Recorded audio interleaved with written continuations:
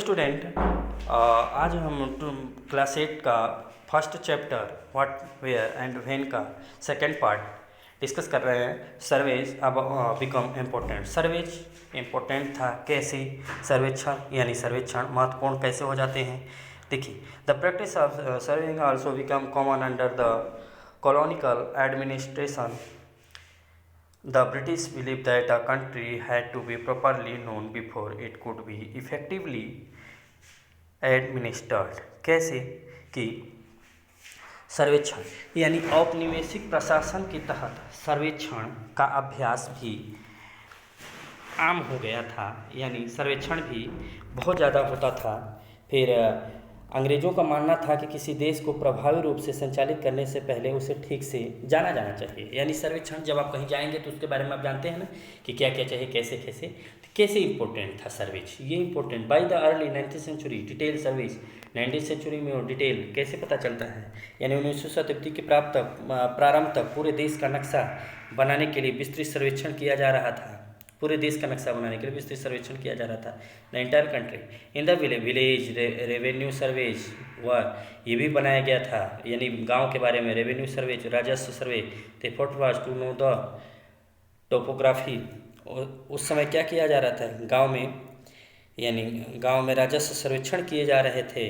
The soil quality, यह मिट्टी की गुणवत्ता ये भी देखी जा रही थी। Flora fauna, the local storage and the cropping pattern, और क्या क्या देखे जा रहे थे, वनस्पतियों, जीवों, स्थानीय इतिहास को जानने का भी प्रयास इसमें किया गया था। ठीक है, तो बेटा जब जानेंगे तभी ना।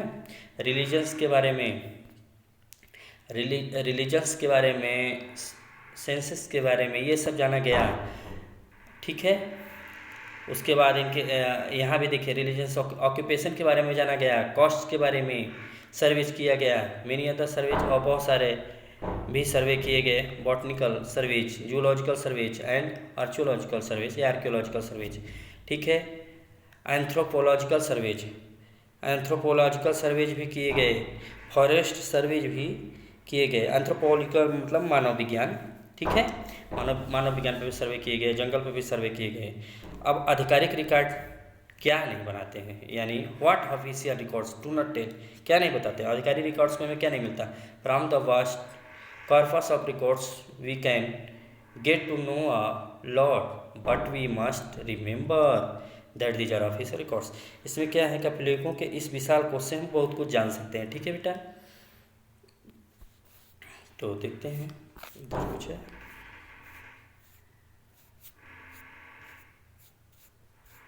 देखिए,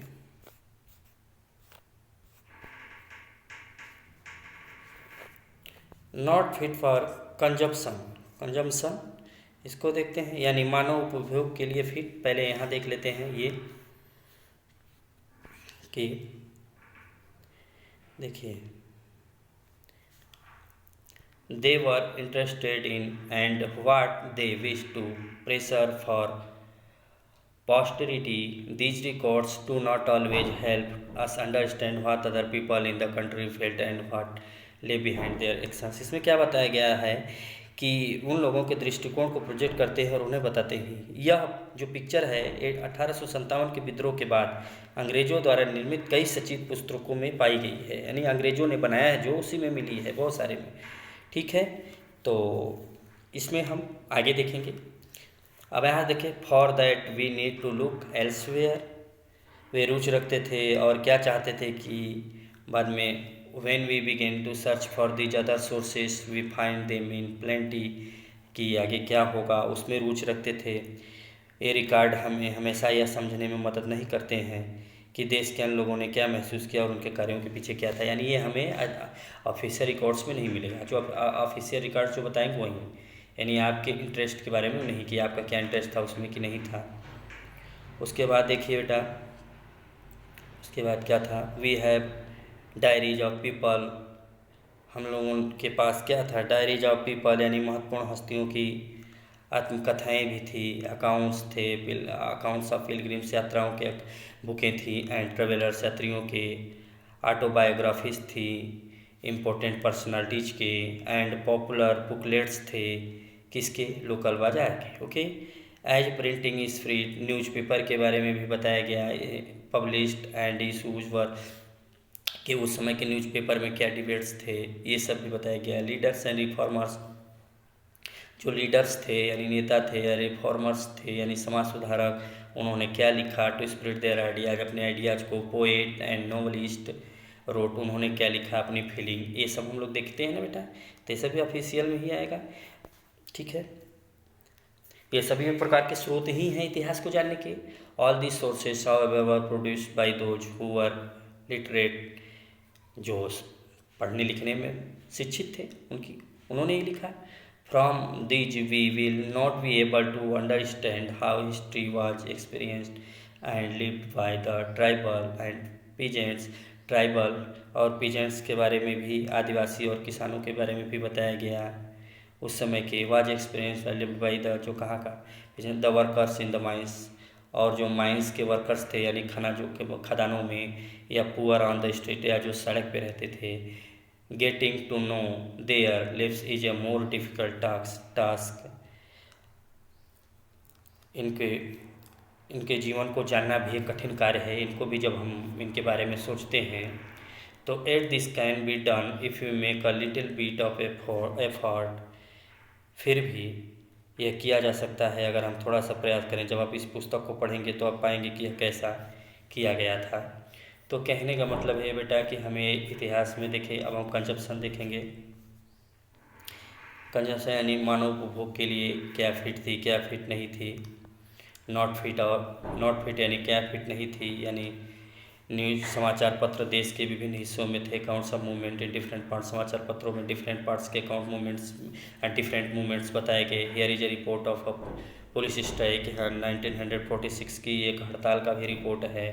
ठीक है, मोर देन, जिसमें 2000 पुलिसमैन इन दिल्ली में 2000 पुलिसकर्मियों ने अपनी कम तनख्वाह और पुलिस लाइंस की जो भोजन है, रसोई से उन्हें दिए जाने वाले भोजन की खराब गुणवत्ता के बारे में भी इसमें बताया गया।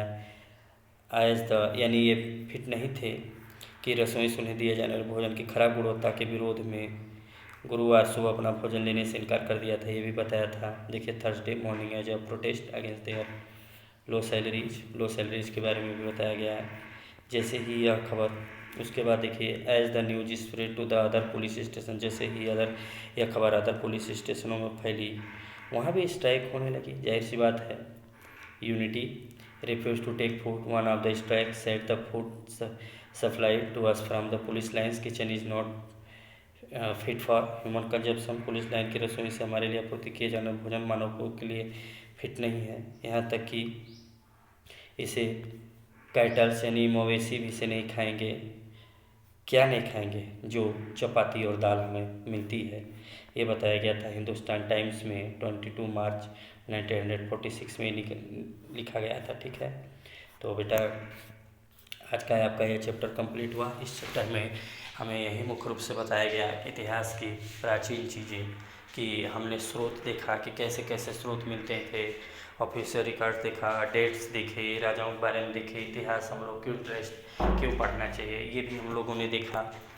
तो okay, your chapter is completed second. Thank you.